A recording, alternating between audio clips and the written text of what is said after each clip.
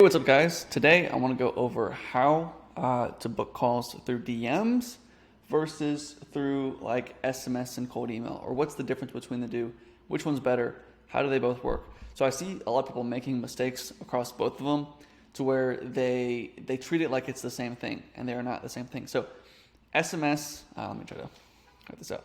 SMS and email kind of have the same vibes, right? And then I'll explain why. And then DMs like across Facebook, and then LinkedIn, or not. Okay, it won't work. LinkedIn, Insta, like those have their own separate things. So you kind of want to split these down the middle. To where email and SMS are their own thing, and DMs and Facebook are their own thing. Okay. So how do these work?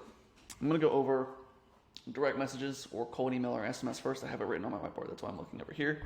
And I'm going to kind of explain how they work, and then how to actually book calls through that channel, and then how to book calls through DMs. So we'll start with SMS and cold email. So you want to lead with the close. By the close, I mean you want to lead with the end result in mind, or the sale in mind. More like the sales call, right? So if we're pushing towards a sales call, we want to lead with that in mind. So the reason for this is that they're not open to chatting, and they're less responsive. So no one goes on cold email, right, or an email. None of us go on there and go, "Hey, how's your day? Oh, it's good. How's your day? Great. What are you doing tomorrow? I'm doing this." Like, email is just not built for that. It's built different, So it's kind of hard to have those conversations like you would on a text message, or like, let's say, on Instagram or on Snapchat or something like that. It's a little different, because you're not. It's more for just, hey, I need to lay out all the information that I need in this one email. I'll respond with all the information I need, and then we'll go from there. So that's the way email is laid out. Now, you would think SMS would be the same way, or the same way as like DMs, because people use SMS all the time, or like texting their friends or their family, whatever. But SMS is a little different because you're texting as a business to an individual. So they are going to be less responsive. So it works about the same as email. And so you kind of want to lead with the sale in terms of, by that I mean you want to end with, "Are you free to chat sometime this week?"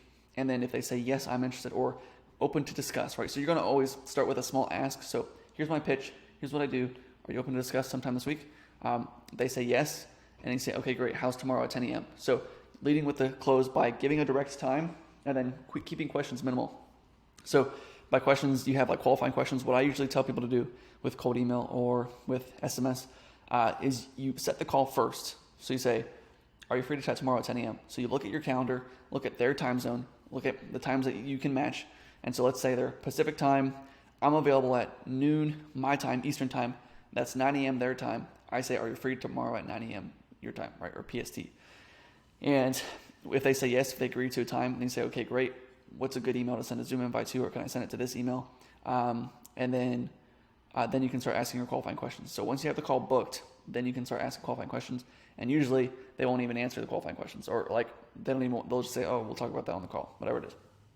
And so you get the call booked first by leading with the close, leading with trying to get them onto the phone with you, trying to get off that platform as quickly as possible. So off of email onto the Zoom call, or onto, just talking with them. So that's kind of how that works. And with like the qualifying questions with SMS, you can say, "Hey, free to chat tomorrow at this time?" "Yes, I am." "Okay, great.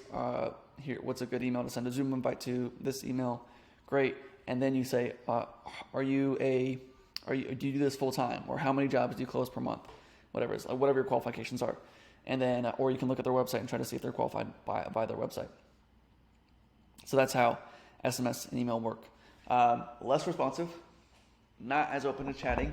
So we got to lead with the close, be specific on the times that we give them, and then we have to keep the questions minimal. So don't go back and forth. Don't send links as much. Now, email, you can send links. People are, I think, a little more open to links on email. But with SMS, no one clicks links. And so they just see it as a scam. Even if you say, "Hey, it's not a scam," even if you convince them that they're a real person, it's just an extra task that they have to do. And so we want to make it as easy as possible for them to say yes. So if you say, "Hey, we can hop on a call, but first you have to fill out this 20 question survey. Then you have to pick a time that's inconvenient for you. And then you have to, jump through a hoop of fire." So it's like, you want to make it as easy as possible for them to say yes. Because if you say all that stuff, that just makes it harder. So if I just said, "Hey, are you free tomorrow at 10 a.m.? Then it's just yes or no. That's all they have to do is say yes or no. They say yes. Okay, great. Is this a good email for you? Yes. Right. So we want to make it to where it's just yes or no questions, and that's it. If we have to make it to where what's a good time for you, they'll be like, I don't know. Like usually they don't respond to that, or just book on this calendar. Usually they don't want to book on the calendar. They just they'll just leave you on red. So that's with direct messages with SMS and email. Now, what about DMs? So with DMs, you kind of do the same thing where you lead with a small ask, being like, hey, are you open to discuss? Would you be interested? And so you lead with a small ask, but they are open to chatting, but they aren't open to pushy sales tactics. So with SMS, you're okay by saying, are you free to chat tomorrow at 10 a.m.? Or with email, you're okay with saying that. But on Facebook, if someone says, yeah, sure, I'm interested, or how does it work? You can't just say, are you free to chat tomorrow at 10 a.m.? Because they're going to be like, well, I don't really want to waste my time on a call with you. I want to kind of understand what it is first. And so they're more open to chatting, but they don't want the pushy sales tactics that you would use on email or SMS. And so they're going to ask you for more details, which is cool because you can ask them for more details. So if they say, how does it work? And then you give your spiel how it works.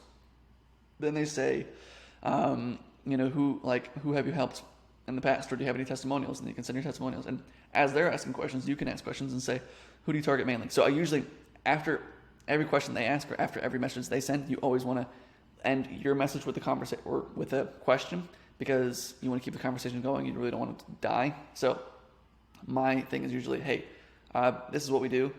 Are you interested? Interesting. Tell me more. Okay, this is how it works. Qualifying question, who do you target mainly? Or, what city are you located in? This is the city. Okay, great. How many jobs do you do per month right now? This is how many jobs do you do per month. And they say, do you have anyone in the local area? No, we have someone, 20 miles north of you, whatever your offer is, whatever you're selling, And so you always end your messages with a question or send a question right after. And usually I like to give value with the DMs, and I've made a video about how to book calls to the DMs, specific video just for that.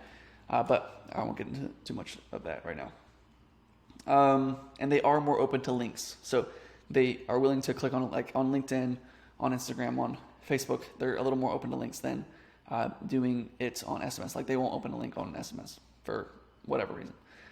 So you can send links on SMS and it makes it a little easier, which is cool. And so I personally like DMs better. I like doing Facebook a lot more than I like doing, even though SMS works well, email works okay, LinkedIn works. I just like Facebook DMs, and that's just my preference. And my audience is on Facebook, so it's easy for me.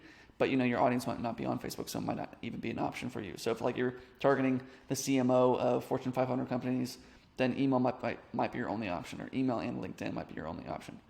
So it just really depends on your audience. That's just what works for me, and you just got to find what works for you, and then hammer it home. Just pound it until it's dead. Beat a dead horse with whatever works best for you. So that's the difference between SMS, email versus DMs. You kind of want to use them differently, right? So SMS and email, not open to chatting, they're less responsive. You want to give specific times, and you want to keep questions minimal. And then with DMs, have a small ask. Don't use pushy sales tactics like you would in SMS or email. And they're going to ask more details, and you can ask more questions there. And then they're open to links. So that's it. Thank you so much for watching. If you have any questions, let me know, and I'll talk to you soon.